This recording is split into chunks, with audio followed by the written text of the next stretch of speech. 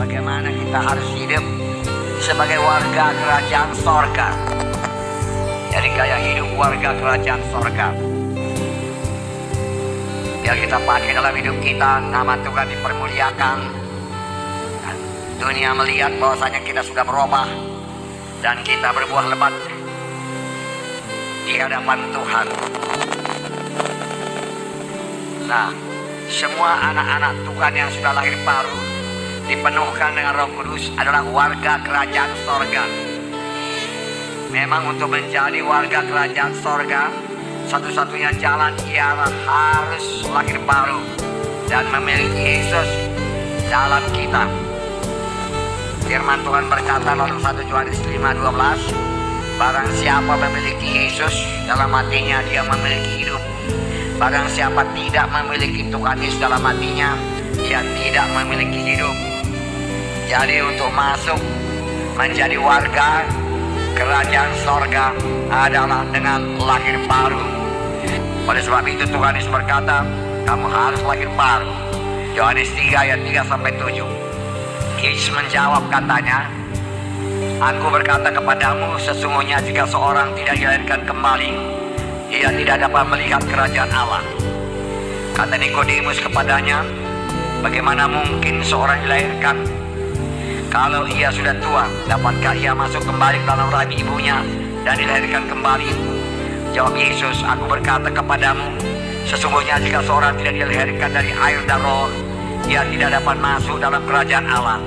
Apa yang dilahirkan dari daging adalah daging, dan apa yang dilahirkan dari roh adalah roh. Janganlah kau heran, karena aku berkata kepadamu, kamu harus dilahirkan kembali. Jadi harus dilahirkan kembali, harus lahir baru. Saya percaya semua kita sudah lahir baru, amin. Kemudian kita masuk dalam gaya hidup warga kerajaan sorga. Minggu yang lalu kita telah melihat bahwasanya setiap warga kerajaan sorga harus memiliki mental mujizat. Apakah itu mental mujizat? Suatu cara berpikir baru yang percaya kepada mujizat Tuhan dan mengarah dan berharap pada mujizat Tuhan. Kalau ada persoalan, kita senantiasa berharap mujizat Tuhan berlaku. Kita membuat perhitungan kerajaan sorga, bukan membuat perhitungan secara perhitungan manusia.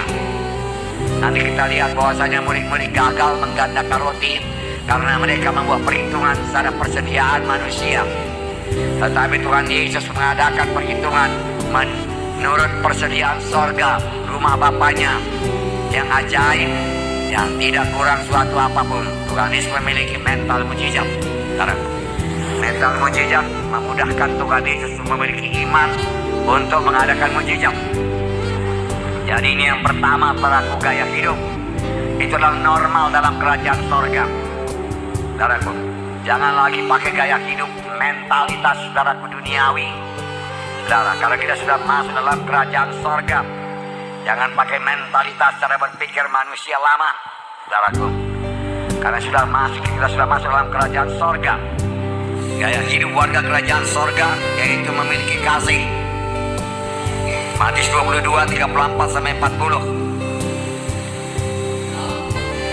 Luar biasa. Ada pula ahli Taurat yang bertanya, orang Farisi bertanya kepada Tuhan Yesus. Ahli Taurat, guru, hukum manakah yang terutama dalam hukum Taurat? Oh, Tuhan Yesus memberi jawaban, saudaraku.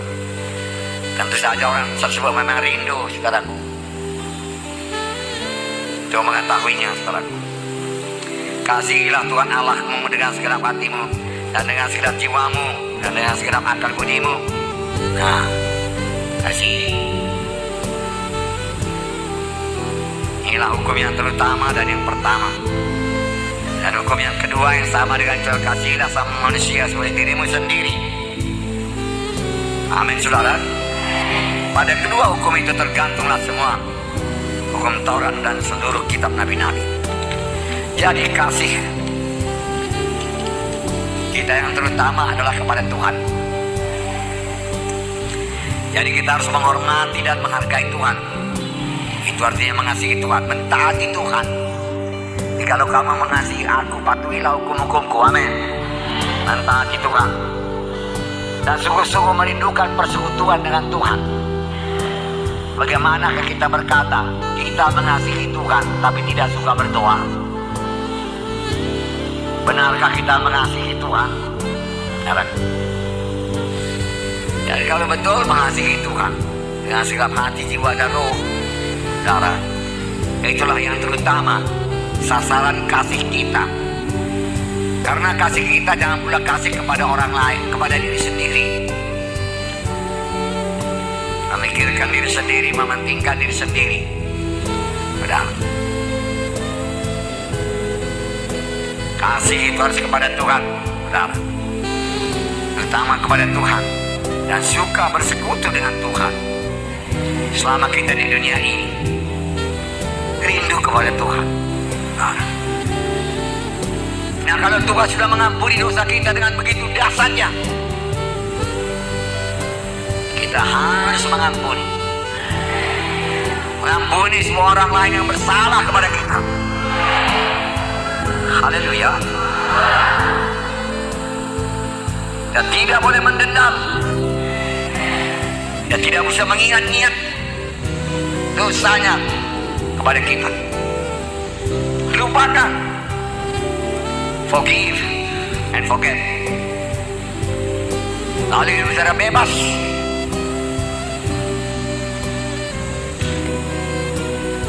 Mengasihi. Haleluya. Mengasihi.